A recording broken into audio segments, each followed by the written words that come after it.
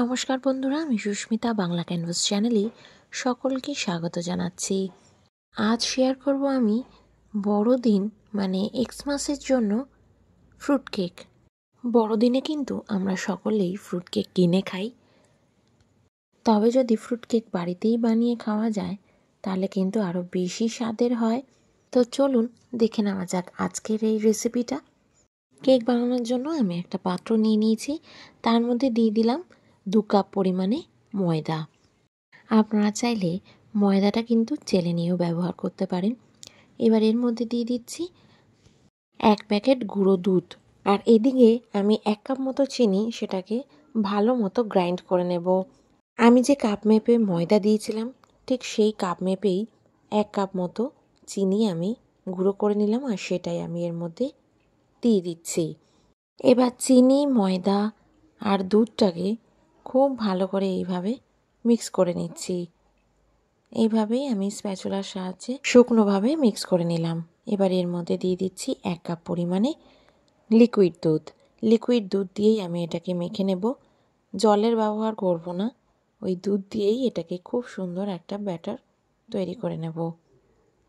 তবে আপনারা কিন্তু ফুটন্ত দুধ একদমই ব্যবহার করবেন না। দুধ ফুটিয়ে নেওয়ার পর কিছুক্ষণ রেখে দিয়ে তারপরেই এটাতে ব্যবহার করবেন।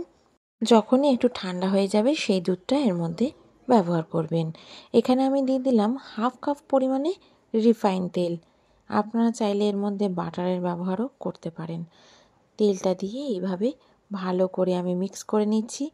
দেখে নিতে হবে যেন কোনো লাম্পস না থাকে। আর দিয়ে দিলাম আমি 1 চামচ পরিমাণে ভ্যানিলা এসেন্স। খুব ভালো করে কেকের ব্যাটারটাকে এইভাবে মিশিয়ে নিতে হবে। দুধ দিয়েও আমি খুব ভালো করে মিক্স করে নিয়েছি। এবারে এই ভ্যানিলা এসেন্স দিয়েও আমি মিক্স করে নিচ্ছি। দিয়ে দিচ্ছি আমি একদম 1/2 কাপ পরিমাণে, আমি কাপের পরিমাণেই বলছি, দই দিয়ে দিলাম। দই দিয়ে এবার ভালো করে মিক্স করে নিয়ে আমি এটাকে ঢাকা দিয়ে 5 থেকে 10 মিনিটের জন্য রেখে দিয়েছি। আমি কিছু ড্রাই ফ্রুটস কেটে নিয়েছিলাম, সেগুলোকেই আমি এর মধ্যে দিয়ে দিয়েছি এখানে খেজুর, কিছু টুটি ফুটি, কাজু, কিশমিশ আর চিনেবাদাম। সব কিছুকেই আগে থেকেই আমি ছোট ছোট করে টুকরো করে কেটে নিয়েছি। দিয়ে এবার ভালো করে মিক্স করে নিলাম। এবার দিয়ে দেবো এর মধ্যে 1 থেকে 1.5 চামচ পরিমাণে কর্নফ্লাওয়ারটা বাড়িতে দেওয়ার চেষ্টা করবেন। আর দিয়ে দিচ্ছি একদম 1/2 পিঞ্চ মতো বেকিং সোডা। বেকিং সোডা কিন্তু বেশি দিলে চলবে না। বেকিং সোডা বেশি দিয়ে দিলে কিন্তু উপরটা পুড়ে গিয়ে ফেটে যাবে, তাই ওই মাপটাই দিতে হবে। সব কিছু দিয়ে খুব ভালো করে ব্যাটারটাকে মিক্স করে নিয়েছি। আর ওইদিকে কড়াইটা আমি প্রিহিটে আগেই বসিয়ে দিয়েছিলাম 10 মিনিটের জন্য। আর এখানে আমি কেক টিনটার মধ্যে রিফাইন তেল দিয়ে ভালো করে ব্রাশ করে নিচ্ছি। সাদা তেল দিয়ে খুব ভালো করে ব্রাশ করা হয়ে গেছে। এবারে আমি কেকের ব্যাটারটা কেক টিনের মধ্যে ঢেলে দিলাম। আপনারা চাইলে নিচে বাটার পেপার দিতে পারেন, কিন্তু আমি বাটার পেপার দিইনি, তা সত্ত্বেও কিন্তু খুব ইজিলি উঠে আসবে। এবার এটাকে একটুখানি ড্যাব করে নিলাম, আর কড়াইয়ের মধ্যে যেটাকে আগে থেকে প্রিহিট করা ছিল তার মধ্যে বসিয়ে দিলাম। ঢাকা দিয়ে লো টু মিডিয়াম ফ্লেমে রেখেছি 50 মিনিটের জন্য, আর বেক হতে দেব।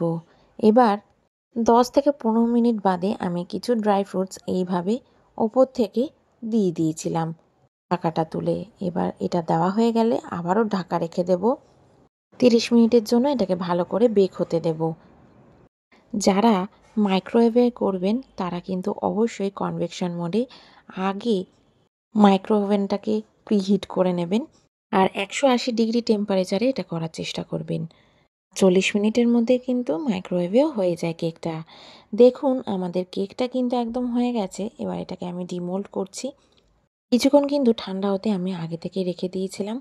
গরম গরম কিন্তু আনমোল্ড করার চেষ্টা করবেন না। সাইড দিয়ে একটু ছুরি দিয়ে কাট লাগিয়ে নিলাম, আর এইভাবে উল্টে দিয়েছি। এইভাবে একটুখানি ড্যাব করে নিলাম, আর এবারেই খুব ইজিলি এটা উঠে এলো। খুব তাড়াতাড়ি হয়ে গেল আমাদের কেক। এবার আপনাদের দেখিয়ে দেব আমাদের দুধ দিয়ে কেক কতটা স্পঞ্জি হয়। এবার আপনাদেরকে কেটে সেটা দেখিয়ে দেব।